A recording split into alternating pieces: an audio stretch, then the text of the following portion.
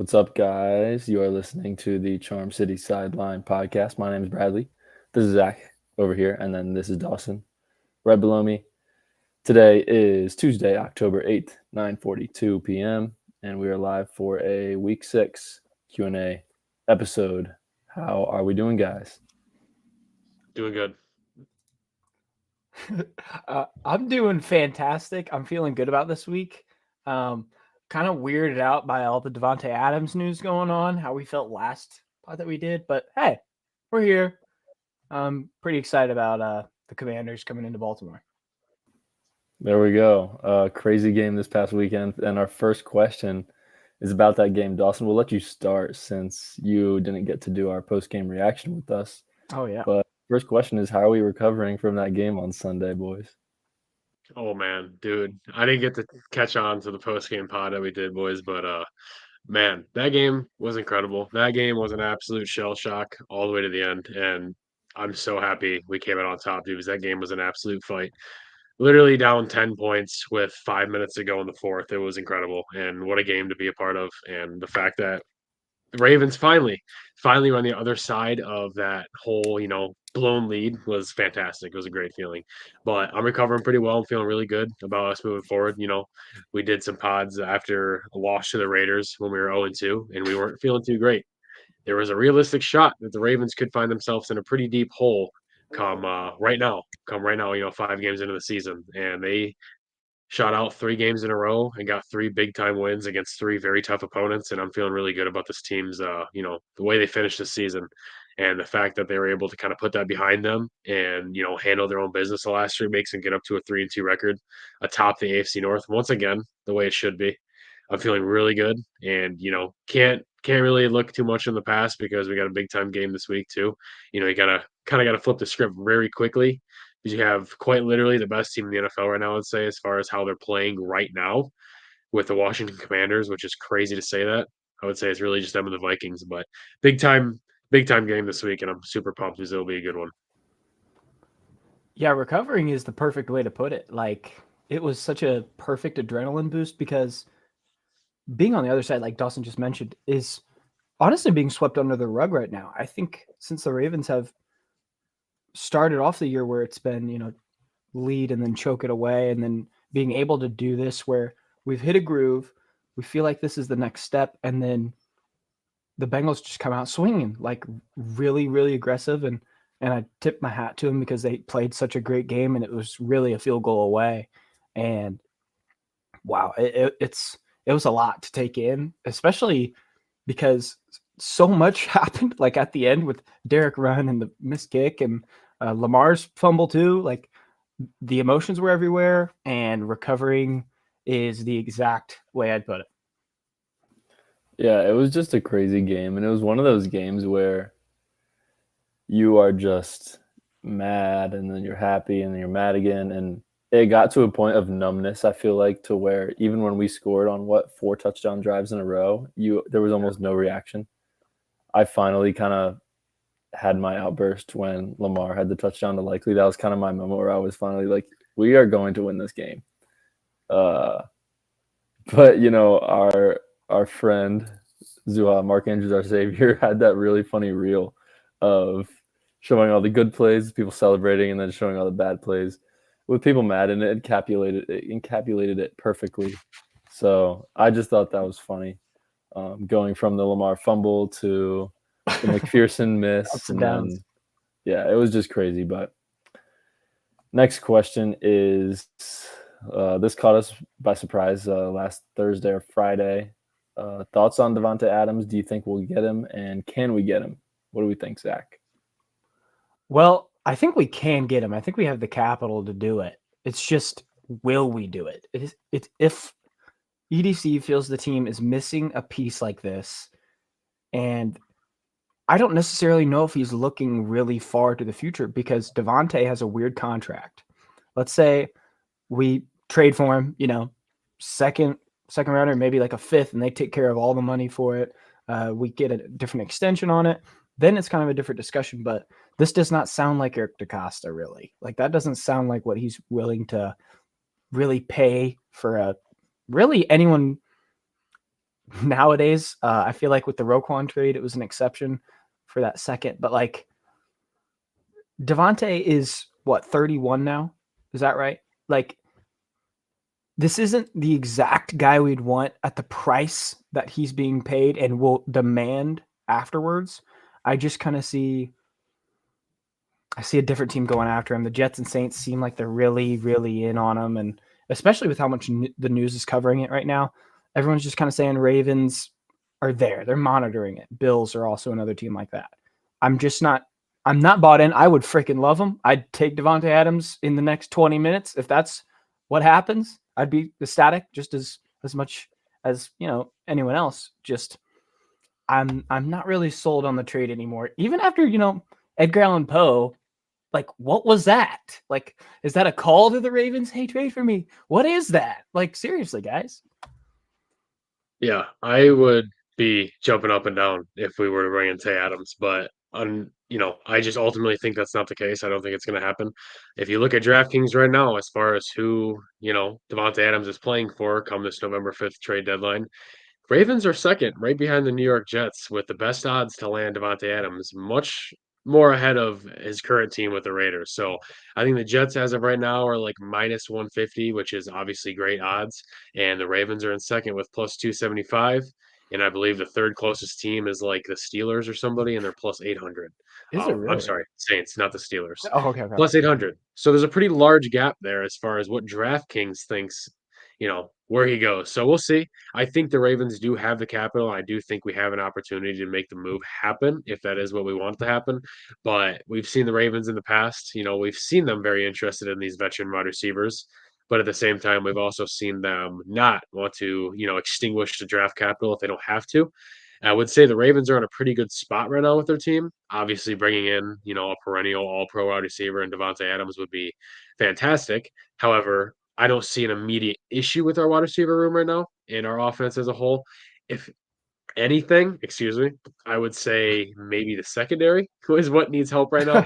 Yeah. But I'm just saying, like, based off performance and how this team's playing right now, I don't see an immediate need or want for the Ravens front office as far as going to trade for him. I do think we have the capital to do it, but I don't think the Ravens end up pulling the trigger. And I think he ends up in New York, where everybody seems to think he goes, which I don't quite understand why that would be the case for his situation or even them. But if that's what he wants, I guess that's what he's going to get. And I hope he enjoys it because I don't think it's going to take him too far. What's up, Multac? Thanks for being here. The whole thing with Adams, and it's one of those things where it'd be very exciting if the Ravens were to acquire Devonte Adams. But, and it's sort of my opinion on it is how much better does he make us with the amount of money and capital that we'll have to give up to have him? And like Dawson said, secondary,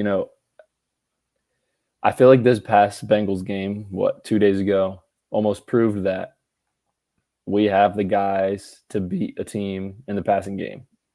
The Bengals went cover zero for much of the second half, and they literally just could not guard Zay Flowers and Rashad Bateman. And the Ravens won the game because of that. And I just don't think paying Adams $25 million a year and also giving up probably like a third-round pick and maybe even having to give up Bateman as well, I don't know if it's worth it. At the same time, it obviously that excitement would be there, but I feel like it's more of a situation where let's wait for the deadline and see what our needs are. Then you never know. You don't know what injuries can happen, all that stuff. So let's get into another question. We also have a comment in here from Moltac. Watched some of the film. Not the biggest fan of how Marcus Williams has been playing recently, and that's kind of what this next question is about. One from Pagan Max and the other one from Bros931. Does the secondary concern you, or do you think it will get better as the season goes on? And also, what do we do about Marcus Williams? Dawson, you can start here. All right, so obviously the elephant in the room is this secondary is a mess. This is 100% a concern. We are 5 weeks into the season, and they are amongst the bottom of the league in passing yards allowed per game. Granted, I know we've played some pretty damn good offenses and some pretty top-tier quarterbacks, but that is no excuse. This secondary on paper, defense really as a whole, but secondary in particular is supposed to be loaded, stacked. I mean, we have stars. Like we have very, very good players in this depth chart, and they are not playing up to speed. I am definitely concerned. It's been a few weeks now in a row. Granted the Bills game is a little different, but outside of that, every other game, these quarterbacks have tortured this secondary, and I don't really understand why. Because granted, they've been semi-healthy. Like it's not like there's like a one immediate concern as to why. I mean, you have Marlon Humphrey, Nate Wiggins, Brandon Stevens, Ardarius Washington. You have these guys at corner right now who are good players, very good players. We know this, but right now they're getting exposed. And Marlon Humphrey is having a good season so far. I'm not crapping on him whatsoever. He saved us the other day against Cincy, and he's a very big reason as to why we even had a fighting chance in that game. However, we also have at safety, we have Kyle Hamilton, Marcus Williams, and we have Eddie Jackson. And yeah, great players across the board, but they are just not playing great. I'm very concerned, and they need to tighten it up very quick. Our rush defense and defense as a whole has been very solid, but as far as the pass game, man, they just get tortured, and teams are having their way with it. And it's hard to pick out one player in specific as to why it's a failing unit right now. But the obvious concern with people has been Marcus Williams. The play of Marcus Williams has been very subpar, and it's really since he got here. I mean, we signed him to a giant contract a few years ago. He was our big ticket free agent. And since coming here, which is crazy because he never really was injured in New Orleans all those years. He's battled tons of injuries in Baltimore. And even when he's been on the field, it just hasn't been pop off your screen star safety play like it was in New Orleans. It's a reason we brought him here. And it sounds crazy, but the best play we've seen from Marcus Williams was last season when he was 50-50 recovering from a torn pec.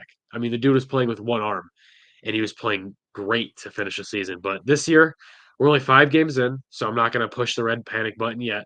But the play has been very subpar, him specifically, but the secondary as a whole. I know Marcus Williams has looked bad, but it's hard to say it's his fault. When you look at any player in the secondary right now, there's been a lot of bad plays. And I have all the faith and trust in the world that they're going to get it going and get back on path here soon. And I do heavily believe that they will. And this could be a whole, work out the kinks of a new DC. So I have the faith that they're going to rebound, and I'm looking forward to it. But right now, it is a very heavy concern. And you're going against an offense this week that is led by the rookie star, Jayden Daniels, and he tortures defenses. So hopefully they can get back on track this week, but they got a huge test in front of them, and it's not pretty right now for our defense. Yeah, and it's not like we're the only ones seeing this either. Like national media is talking about it. The Cowboys, Micah Parsons and Trey Diggs talked about it, saying that Daniels could easily torch us next week, and they wouldn't be surprised. Like, Yeah. not only should that be motivation for the secondary, but like the whole team, and really just kind of beating really a squad that has not had the success in the first, last few years in general. So I think they need to be motivated, but the secondary does concern me. What we usually have an issue with is a different part of the defense being an issue early on. And then as the season goes on, we ask for it to be addressed or changed. And sometimes it doesn't really end up happening. We've had like veteran linebacker issues in the past. We've had pass rush the last few years. And now the secondary now is like, it was supposed to be a rich get richer thing, like Dawson mentioned. It was supposed to be, all right, now we're stacked and everyone's going to be doing their job, and everyone that is doing the job is really good at it. And then we just add, Eddie Jackson in there too, just for help. I mean, everything points to it should get better. But like, obviously there's something on tape right now. There's also, great quarterbacks that we've been playing that can take advantage of big plays as well. It's a lot of questions. And I think what they're going to have to do this week, a lot of media people talk very high of the Ravens being able to disguise and really confuse quarterbacks that are unprepared or unseasoned with just the NFL and looks in general, like Jayden Daniels. Like, he's going to need to be, again, perfect, I think, like how Burrow said, to beat them because of our offense playing the way it is right now and how elite that's been. And if our defense can get, 2 stops, 2 real big, turnovers or just big stops in general, that's probably all we need right now. Like, that's how well oiled our offense is. And then our defense just has to get it done. it is kind of weird that we're saying this because the offense is playing so well, but then saying the defense also needs to be, top 10 or something is pretty crazy. It's a big ask. But we just know that they're very capable of it. The team and the roster is capable of it. And we know Zach Orr is a all-pro linebacker. He knows how to do it. And this is his first year calling and being a coordinator. So it'll click, I think, at some point, but it's not like it's going to be like last year where we're having the number one defense and an offense that can get it done. It's now kind of like a defense that can get it done and an offense that's very elite. It's the opposite. Yeah, there's a lot of discourse on, is it Zach Orr? Is it the players? And it's honestly both. It's not really one of them more. So, I mean, I'd say honestly, it's probably more so the players than Zach Orr messing up. Marcus Williams, like you guys talked about, is getting a lot of hate. And I honestly, he's playing bad, but I don't think he's playing as bad as the hate he's getting. The touchdown to Jamar Chase right before halftime was cover 3. Marcus Williams was the deep middle third. Humphrey was the guy on the right, and he just got caught, and that was Humphrey's spot. Marcus Williams just ran over, and it looked like Marcus Williams gave up the touchdown. That was on Humphrey. However, the Jamar Chase screen pass was partly on Roquan and partly on Marcus Williams. Exactly. Roquan took a really weird angle. I was a little confused by that. And then Marcus Williams just did not even touch Jamar Chase. And also, people talking about Zach Orr. So that's 2 plays that are completely on players, right? And then you had the safety in. That's 17 points. 7 plus 8 right before halftime, plus the safety. That's 17 points that Zach Orr had nothing to do with. So if you take that out, the Bengals scored 21 points. Okay, so I really don't think Zach Orr is a concern right now. I think it's more so execution of the players. And I do think it will improve. Like Zach talked about, there's always a very, very massive issue early in the season, whether it's pass rush, linebackers, secondary, or O-line sometimes. And I think they'll get better.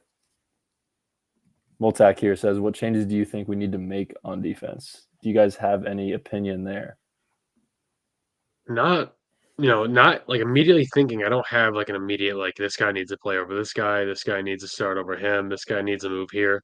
I think the defense is fine. It's just execution, like Brad said. I don't think Zach Orr is 100% at fault for this. Obviously, to a certain extent, he is because he's the defensive coordinator. But I don't, it's not all the defensive coordinator is bad or the players are bad. Like, we have a very good roster. Like, we have the players in place that will take us to where we need to go. It's just execution right now. Not everything's clicking. And it's like we lost a lot of guys on defense and free agency. We know that. Like, we lost some players, and like we knew this coming into the season. We had a bunch of young guys stepping up into much bigger roles, and that's good. And they're playing good, but it also completely throws off chemistry when for the last 3 years it's been one lineup and they've all been lights out every week. So I mean, it's gonna take time. It's growing pains. It's 5 weeks into the season of an 18-week season, like even more if you make the playoffs, obviously. So we got a long way to go. And I have all the faith in the world in our defensive coordinator and our coaching staff, which sounds crazy. But I do. I do think they'll get it together. I think the players, I have more faith in them than the coaches. I think the players will execute because they've all been there. They know what they're doing. Nate Wiggins is a first-round pick. Marlon Humphrey's an all-pro. Brandon Stevens he should be a Pro Bowler. And the safeties, obviously, we know that situation. So it's like we have plenty of good players in place. They just need to execute better and make better decisions because sometimes they're getting caught in bad situations, and it's like it's easy to point blame. At the same time, it's like that's a simple miscommunication. Excuse me. You're good. Nate Wiggins also gave up a big play it's like Isovis. Is that his name? I don't know how to say it. I have no idea. I'm not sure how to say it either, but that was Wiggins. So I really just think it's not a personnel thing. It's an execution thing. Okay. So shout out Devin for being here. How do you guys feel about Falele's play the last few weeks? What do you think, Zach? I've seen nothing that really aggravates me. I think, all the talk about him being pretty rough at the beginning compared to now, he looks like he's capable. It looks like Lamar and everyone's clicking with him. Like it seems like a good thing happening right now. And I'd say overall, I'm pretty happy with this though. Yeah. We're busting up because of Dawson right now. Holy crap. I don't know what that was. We just got to accept that this is happening right now. I don't know what happened to Dawson, man. I don't know. He'll be back. He'll be back. But I want to talk about this next question a lot. Like So we got a comment from Fry Reviews talking about the Commanders game, and we got a comment on my Instagram from John Soto TV. Can our defense stop Jayden Daniels? What do you think, Zach? Well, yes. Gosh, we're just literally broken up here. I'm sorry. Jayden Daniels and the Commanders are kind of made up of like perfect timing. my multi God dang it, dude. Daniels really getting big plays. Like that's how the Commanders work. Big deep plays. They were kind of slow, and then you'll see them open up the offense, and he'll air one out. He's an amazing deep ball thrower, and it's impressive just because of a rookie being able to do this. But like their weapons are all kind of underrated guys. They're Terry McLaurin and Dynami Brown and Ertz now. Ertz is there. Ertz is pretty good. Like I just I'm looking at Dawson to freaking laugh. Sorry, but overall, Jayden Daniels is talented. I think our defense can stop him because we've stopped someone like Josh Allen. We're capable of doing it. It's just, will we stop him on Sunday? John Harbaugh, I mentioned this last podcast. John Harbaugh has a fantastic record against rookie quarterbacks, given him, the division and its past with, like maybe the Browns and everyone like that. But Jayden Daniels is a different beast. And even with great rookie quarterbacks, CJ Stroud, last year, we can stop them. We just have to have a great game plan for them, because I'm concerned with if they were to take the tape from Buffalo and say, okay, might be what they're trying to help us out with, then that's how we got to answer. We got to answer it with a whole different mindset of really not giving up those big plays. Sorry, boys, about that. I'm back. You okay, sorry about that. Dawson? Had a little miscommunication there with myself, but that's a good point, Zach. I like that. But we kind of mentioned it here like a few minutes ago, but I really like the bulletin board material that Trayvon Diggs and Micah Parsons just gave us earlier, because Absolutely. this team in the past has had things like that happen, and you see how they respond the following week, and they go out there and play their game. And it was funny. I saw like literally 10 minutes before we started this that Kyle Vanoy liked that on Twitter. So he saw it. He has already seen that, and I'm pretty sure that he's going to inform the team and show them this. So I bet they go out there this week with extra motivation to just stop the Commanders and put an end to this little fairy tale run that they're going on. And I'm not discrediting them whatsoever, because they're a phenomenal team. And they got Jayden Daniels, who I like a lot. But it's obviously a storied past of how the Ravens respond to rookie quarterbacks. And we always give them a tough time. And I like that trend to continue this week. So it's a big test. But, looking at the track record of our head coach and our team against rookie quarterbacks, man, it's stellar. And it's close to just pure dominance. So it'll be interesting to see. I want to add one thing. This is two Cowboys players saying this. Like, yeah, maybe they're trying to get us pissed off and beat the Commanders just so they can have a chance in that division. Maybe. They're playing chess. Yeah, it might be chess. It might be chess, not checkers. Real quick, I just want to mention we got the squad in here right now of the OGs: Fry Reviews, Moltac, Devin, D Money. Anyway, Moltac has a comment. Last time we played the Commanders at the bank, we had that CJ Mosley fumble at the goal line. Do you guys remember Perriman's touchdown catch that got overturned in that game? Rashad Perriman had a game-winning touchdown catch in the back corner of the end zone, and that was called a touchdown, and it got overturned. He only got 1 foot in. That was devastating.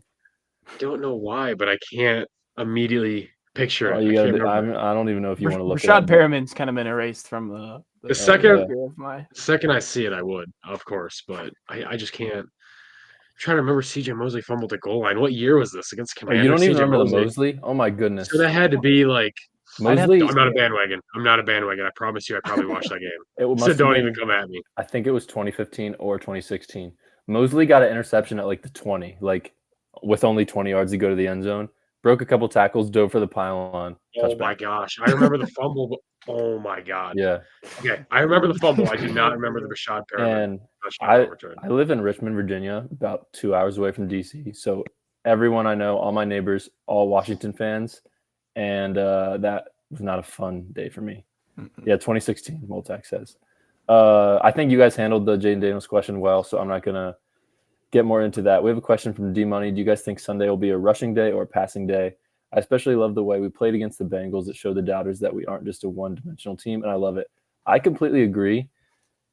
So, Lamar keeps having to have these steps where he proves someone else wrong, and a lot of this was he can't beat the blitz and can't play from behind, and both of those were just completely erased on Sunday. In terms of the Commanders game, I don't know, to be honest. Like, I would hope that it's kind of a 50-50 game. I think the Ravens' plan would be to come in and try to run the ball. Looking at the stats here, the Commanders' defense, passing is about middle of the pack, and then rushing is also about middle of the pack, slightly worse rushing defense. So there's not really anything crazy there. But I think Ravens will go in with a balanced attack on Sunday. Yeah, I would assume that's probably the game plan. I mean, no matter what, you can never pinpoint a game going it like, oh, we're going to go pass. Like, you have Derrick Henry. So obviously their run is going to be a huge factor no matter what. I would assume it's probably going to be a 50-50 attack. I can't imagine there's one they're set on. So we'll see. But it's going to be very interesting because this offense the last 3 weeks has been absolutely on fire, scoring so many points, doing it really through both ways. So it'll be good to see, and I really hope they can get the run game going early because if you get the run game going early, it can really open up the pass. And it would be nice to see Mark Andrews finally get involved into a game and really kind of turn back the clock and be much like his old self. That would be awesome to see. And he got a little more involved this past Sunday against the Bengals, which was awesome to see. But Isaiah Likely is obviously a dog. You saw the 2 touchdowns. Charlie Kolar was getting involved. I could see this being a big tight end game. They do have Bobby Wagner in the middle. I believe he's healthy. He's still playing at a pretty high level. So you got to be careful of him. But, when you think of Washington's defense, I don't think of like any immediate star power like that's like, fearful. So their secondary I don't think is anything spectacular. So hopefully Lamar can kind of keep doing what he did last week against the Bengals and kind of just blowing them out through the air, man, and kind of exposing all those, methods that people say he can't beat or can't do. But he checks all the boxes, and I don't see how you can even put anything against him right now with the way he's playing. I think he's the best quarterback in the NFL this year. Solely, if you're picking a quarterback through 5 weeks this season, Lamar has to at least be top 2. And I have all the trust in the world that this offense goes out again this week and lights it up. Did you want to add on that, Zach? I actually really did. The Commanders head coach, Dan Quinn, a longtime DC in the league and defensive coach just in general, even with his time with the Falcons, he is going to want to play more of an old style of, defend and stop the run and honestly let Lamar throw. It's going to have to be another one of those games. I think we're going to go into it trying to go run heavy, and it's not going to end up that way. I think we're going to be passing a lot. That's just what Washington has a good D line as well. I just feel like they're going to try and take out the run just to make it a lot easier and one-dimensional for us. Yeah, so we have a question from Devin. Do you guys think Zay and Bateman can carry the receiving offense if we don't trade for Tay? Yeah, we touched on this a little bit earlier in the episode, and my answer to Devin's question was yes. I feel like Zay and Bateman, I mentioned this earlier, the Bengals couldn't cover them on Sunday, and they were making plays, and I feel like you kind of have to trust them, especially with having 3 tight ends now, and Tylan Wallace making plays, Nelly making plays. I think they're good on the offensive side of the ball. I think all 11 spots on the offensive side of the ball I think they're good to go. Yeah, and you have Zay of course, and Rashad Bateman. But when you think about Isaiah Likely and his breakout campaign so far, he's essentially your wide receiver. Like the dude plays everywhere. He makes all the plays that a wide receiver would make. And his like the chemistry that he's established with Lamar already is second to none. Like it's easily one of the best we've ever seen with Lamar and one of his playmakers so quickly too. Like Lamar, like they know each other's next move. Like that play on Sunday, obviously the play we all know about. Like that was just that doesn't happen with anybody. Like They're that's just not going to fully happen. in sync. That's not Nelson Aguilar. Like that's not Bateman. Like that's that's not Charlie Kolar. Like that's Isaiah Likely. and Andrews or Lamar. Likely is the only two guys he's throwing that Seriously, ball to. that is a play that Aaron Rodgers and Devante Adams would have made 4 years ago in Green Bay. Like that's a play that two players who have amazing chemistry make, and Isaiah Likely easily is in the top three playmakers on this offense as far as receiving threats. I think Bateman, I Likely, and Zay right now are the top three, of course, and I think Mark Andrews gets it going soon. But I mean, so you can think about, oh yeah, we only have Zay, and then after him it's Bateman and nobody. No, we have three tight ends who can all be a big time threat, and it's working for us right now. I don't see why. It's not like our offense is bad right now and lacking a wide receiver. When they're called upon, it works. We saw Sunday. Bateman and Zay both made a lot of really good catches, a lot of big time plays, and it really helped us win this game. Well, Jeremy's here is a great point. I mean, why settle for these two when you can go get a Devante Adams and he's available? It's not like we have like this level of wide receiver out there that can be traded for. So it's kind of pick your poison. It's whether we're that comfortable in these two and the rest of the offense, or if we want to go get the richer offense. Another thing is, so far we haven't necessarily played super elite secondaries or corners this year. That's not necessarily going to happen this week, but I haven't really looked into it too much. But definitely not. Yeah, but on the other hand, if that's what's going to happen this year, and we're not really going to face too many big secondary squads, maybe it's okay to hold our cards and continue on and maybe go get a veteran at the deadline, like you mentioned, Brad, or in the offseason. I kind of like Devin's point here.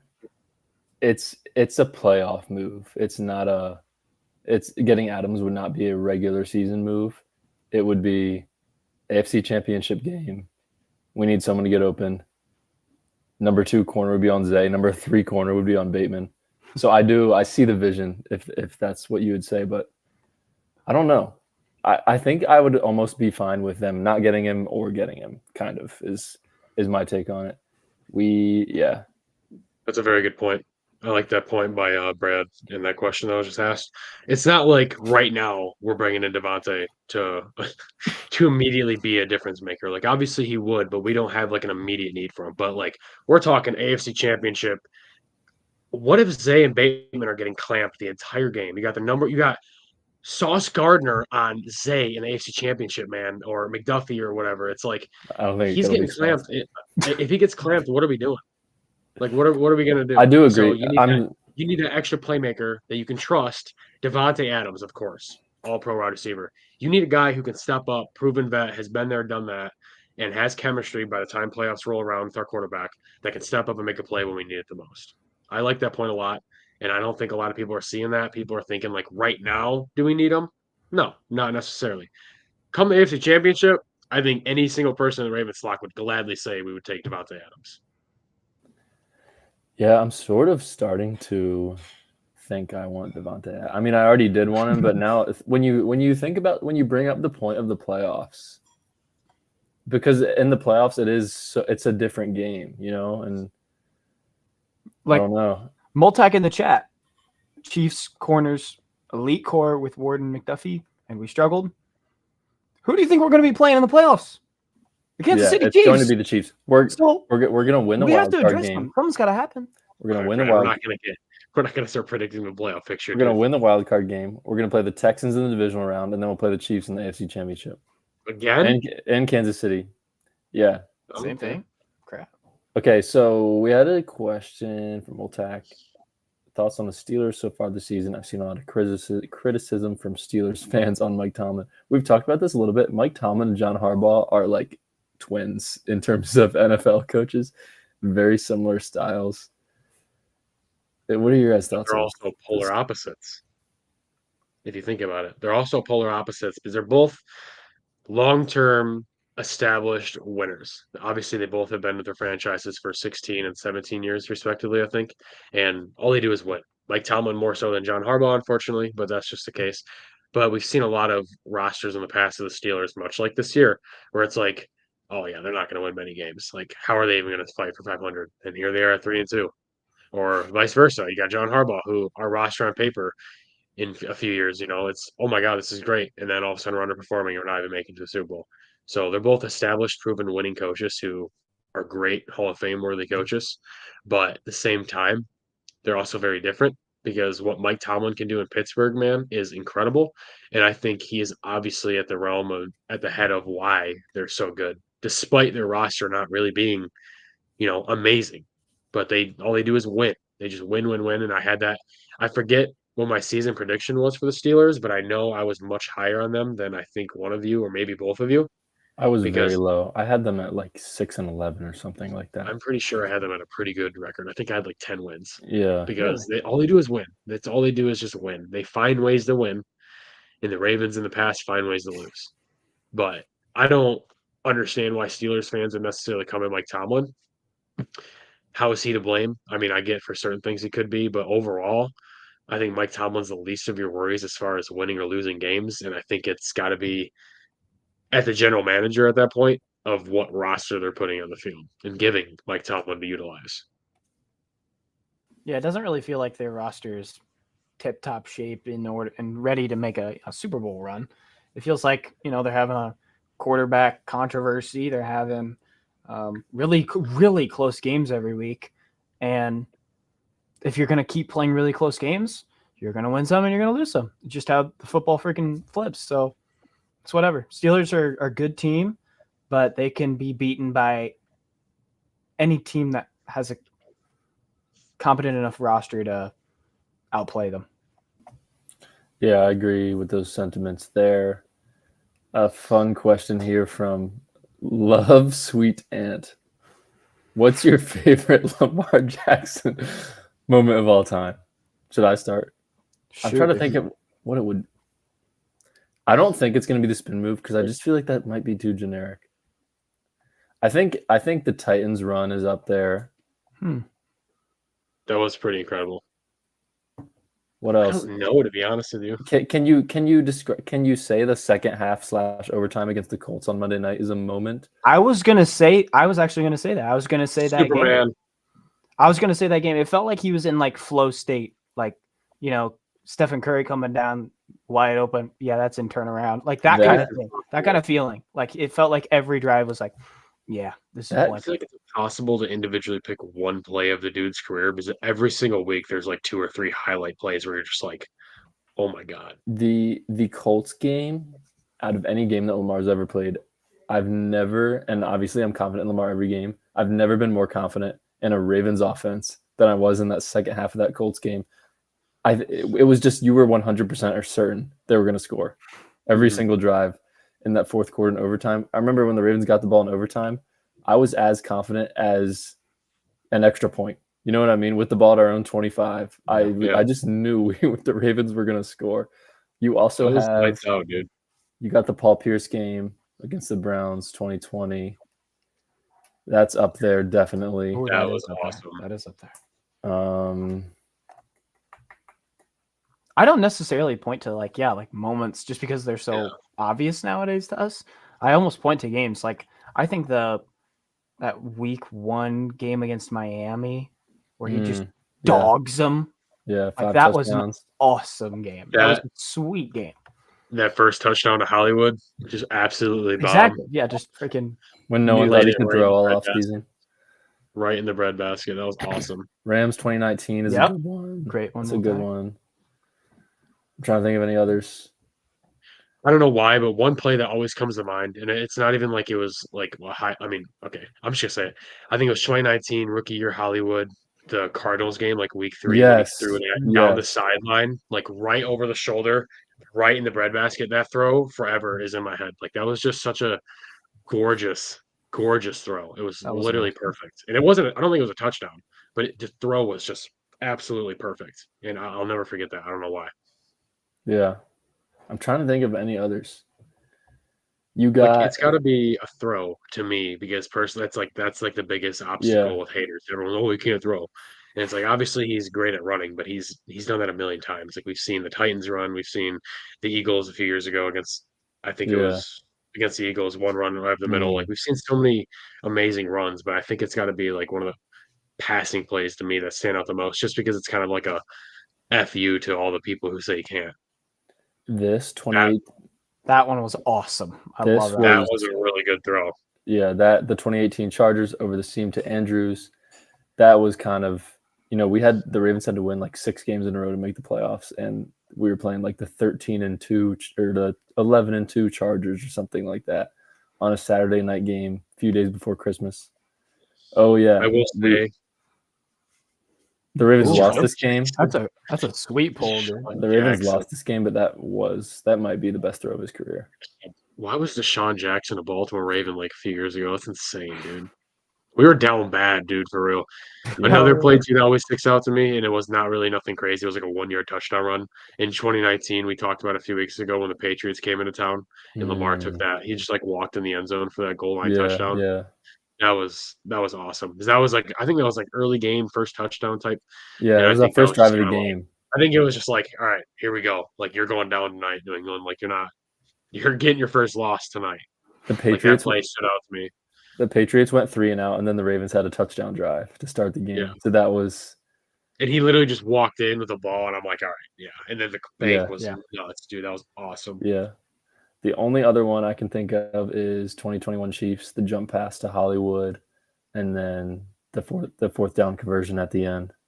That game was honestly pretty similar to the Bengals game on Sunday. But you guys There's a got lot. any other moments? I think we kind of covered them all.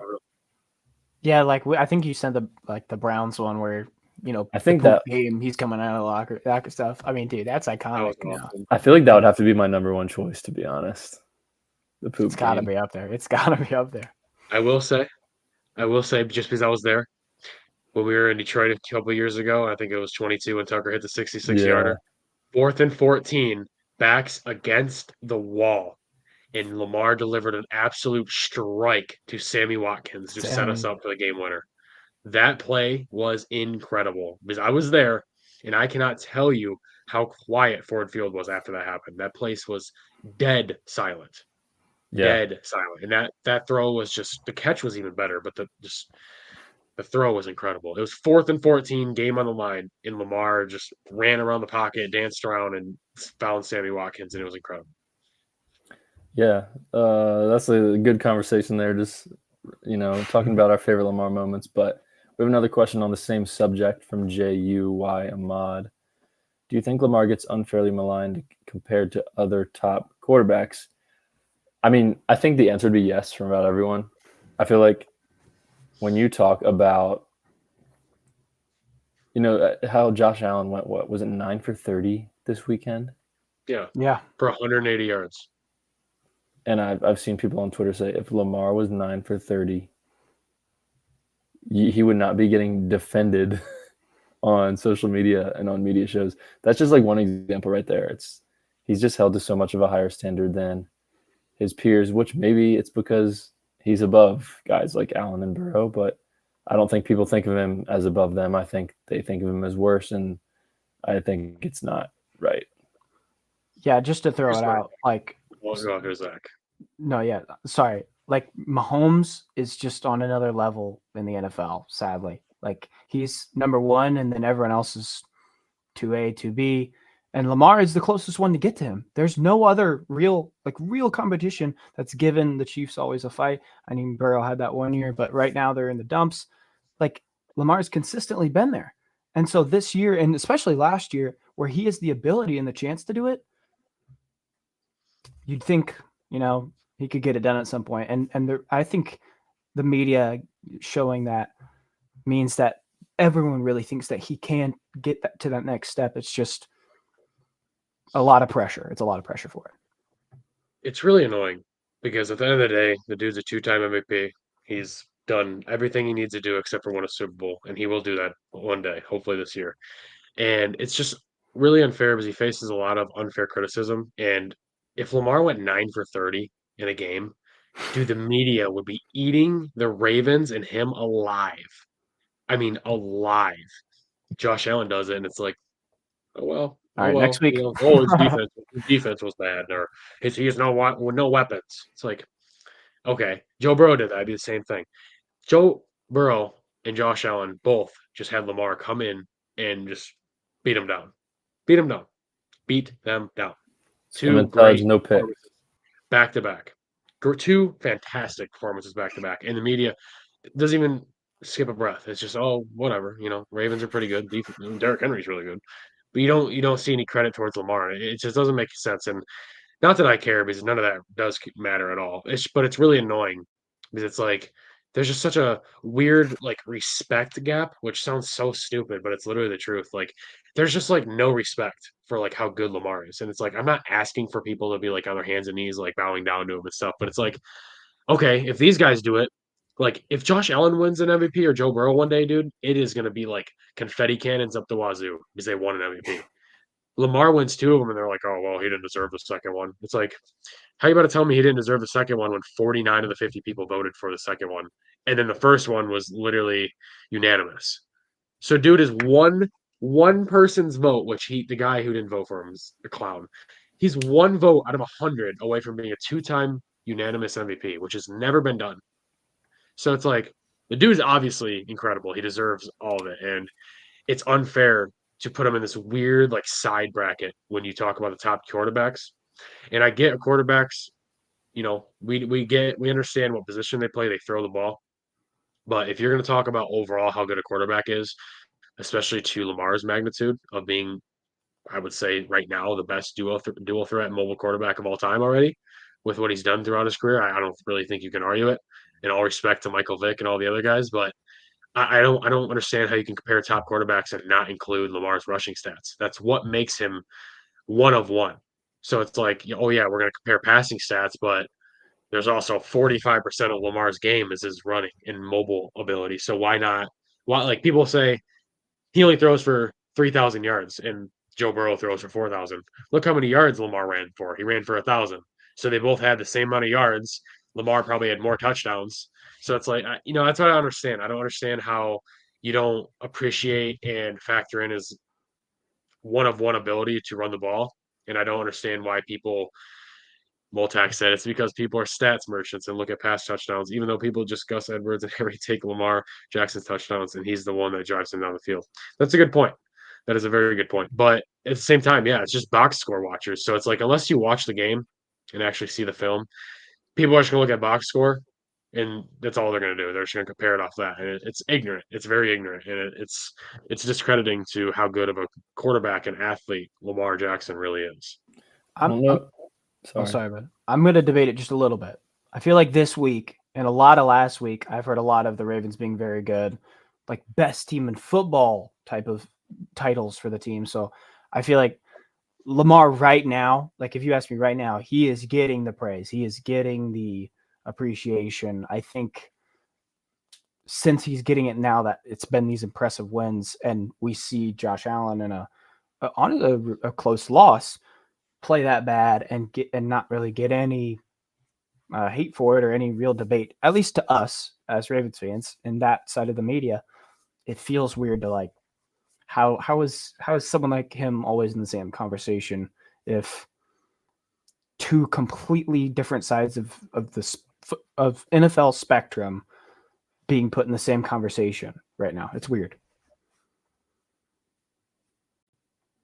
Devin asked, is Lamar first ballot Hall of Famer with his accolades right now? I think he would be. Every two-time MVP is in the Hall of Fame. Also, did you guys see, last year Dan Orlovsky was on First Take with Shannon Sharp and Stephen A., and they were both saying that Lamar didn't deserve the contract or something like that. And they were asking Dan why he thinks that Lamar – this was at the beginning of the year when there was a little bit of struggle, and they were asking Dan why he thought Lamar did deserve the contract, and they were saying, he's not playing well, is he? And Dan Orlovsky was like, have you guys watched the games, or are you just looking at the box score? Yeah. And they were both just silent, and then he just continued they had nothing to say. I remember So that. It was on the show, and they were all like, they were like, "Oh "Oh, no, we I haven't." guess we haven't watched the games."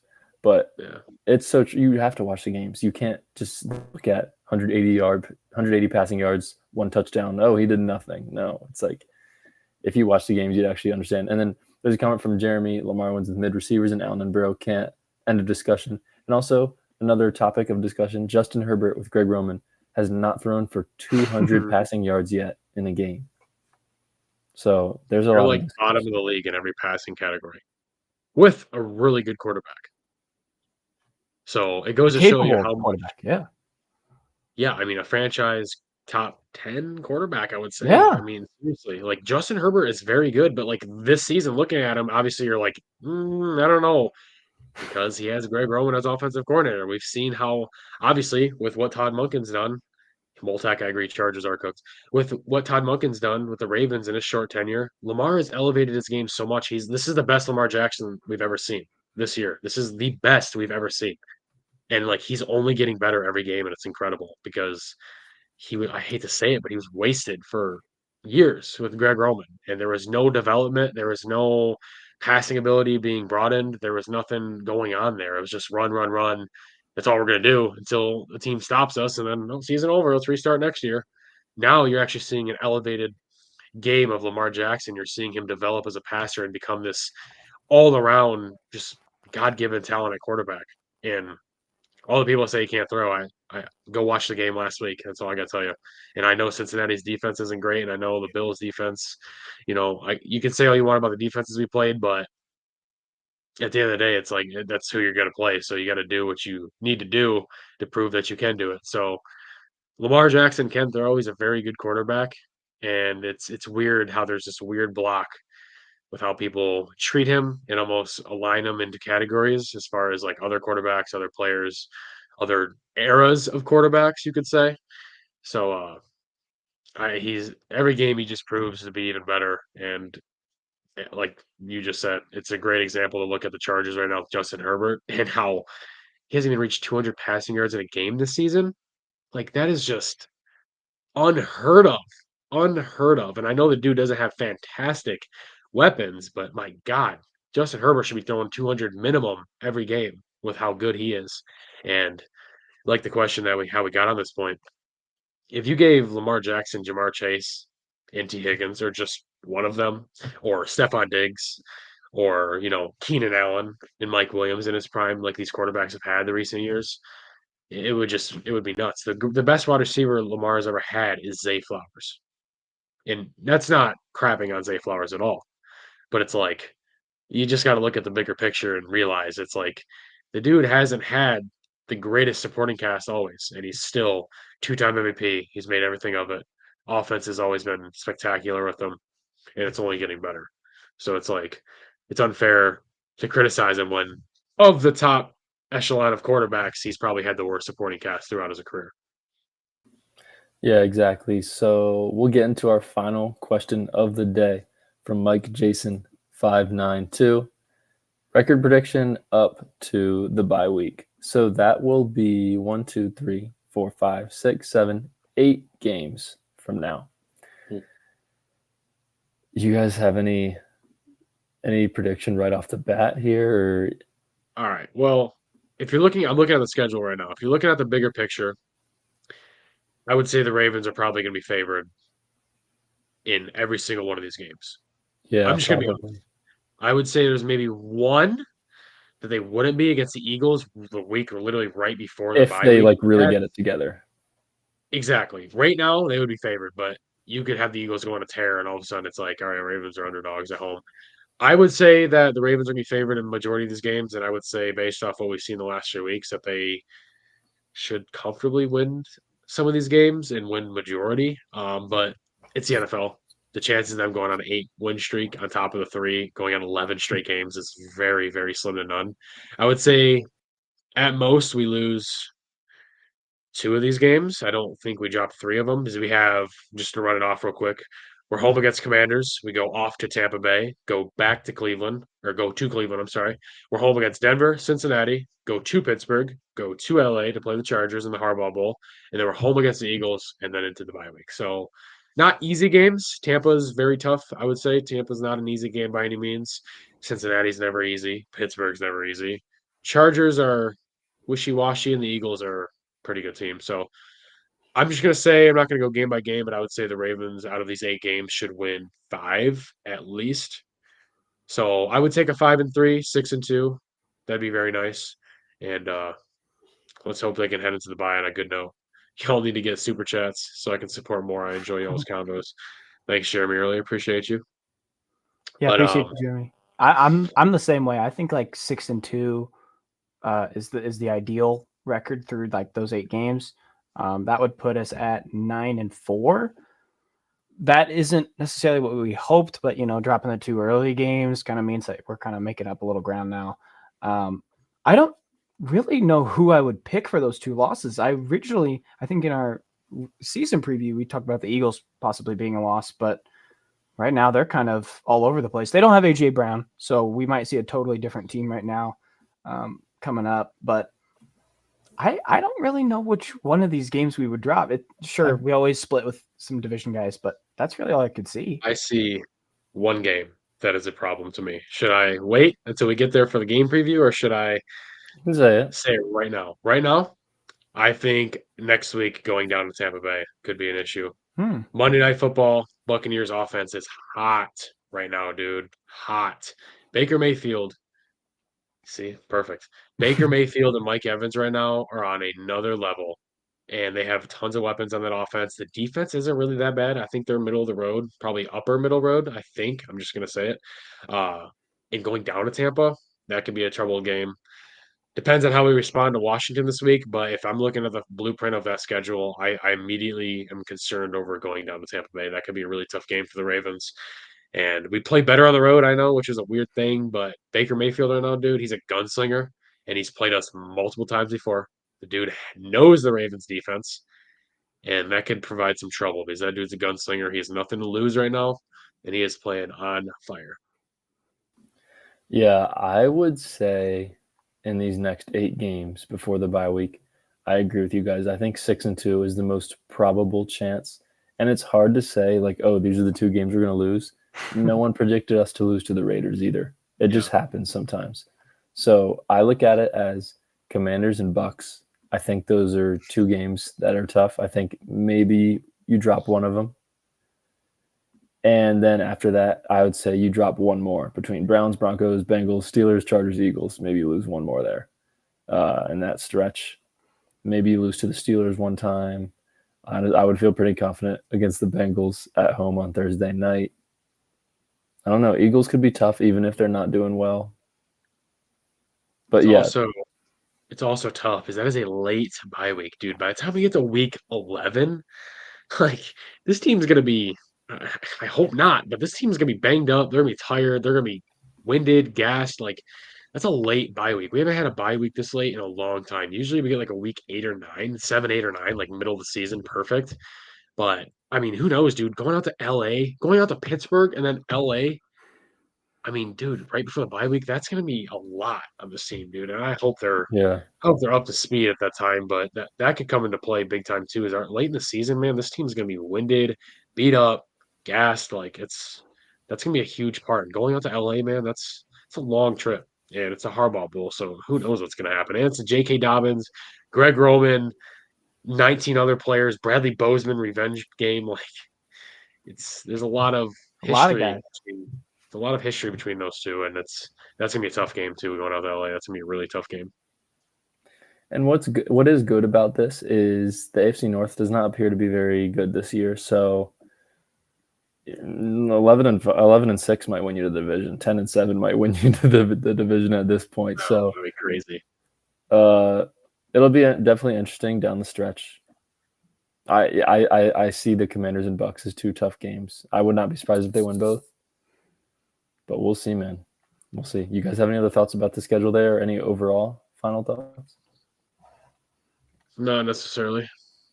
No, I really like the schedule. It feels like since we've got that weird bump or 2 out of the way that it looks like we can coast for a little while. But also that's kind of a scary thing too, because if we get comfortable at any point we could drop a game to like, at Cleveland, I think is a little scary. Even with how they're playing right now, Nick Chubb will probably be back. And, they always give us a fight. And even last year, they shouldn't have beat us, and they did. And I mean, Yeah. it's just, it's divisional teams and maybe a different type of team as well. Yeah, there's a comment from Devin. He says, I have us going between 12-5 and 11-6. I'm still worried about the defense. I like the offense, but the defense almost sold us. I had us going 12-5 in the season preview, and I think I had us at 3-2 as well after the first 5 games. So we'll see about that. I think both of you had 13-4, so definitely still possible. Yikes. Our guy Cooper, I just rewatched all the highlights from the Bengals game. Yo. And I just splurged all over my room. I Yo. could not contain my excitement. Cool. It was a fun game. Good PG. Dawson, did you have something you wanted to say? No, I do not. But I do agree with that comment. I don't know to that extent, but the highlights of that game were. You go back and watch the highlight reel. Listen, whoa, what are you talking about? Whoa, what? What do you mean? Go watch. I'm not agreeing with the context to that comment, but I'm agreeing with the highlights were amazing. Go watch it. It was truly out of body experience. I'm hoping for a Steelers sweep. Tired of those fans. Yeah, I am too, man. Pittsburgh I would has our love that. number for some odd reason. I think Pittsburgh always the has our Steelers number. are 4-0 in the last 2 years, right? I believe Like so. Mike Tomlin just knows how to beat us, and that's a concern. Going to Pittsburgh, man, that is the most hostile environment ever. That game is always just so stressful every single year. I love when the Ravens play in Pittsburgh. It's just It's so stressful. It's always like a 10-7 game, and all of a sudden it's like, oh, Justin Tucker is shot out for a 95-yard field goal to potentially win it, and then TJ Watt comes out of nowhere and is like blocked, and then Steelers win. It's like, dude, it's always the most dramatic finish ever. It's just it's always terrible. But this year we have Derrick Henry, and good luck, Pittsburgh. like a Ravens at Steelers Sunday night game. I missed that so much.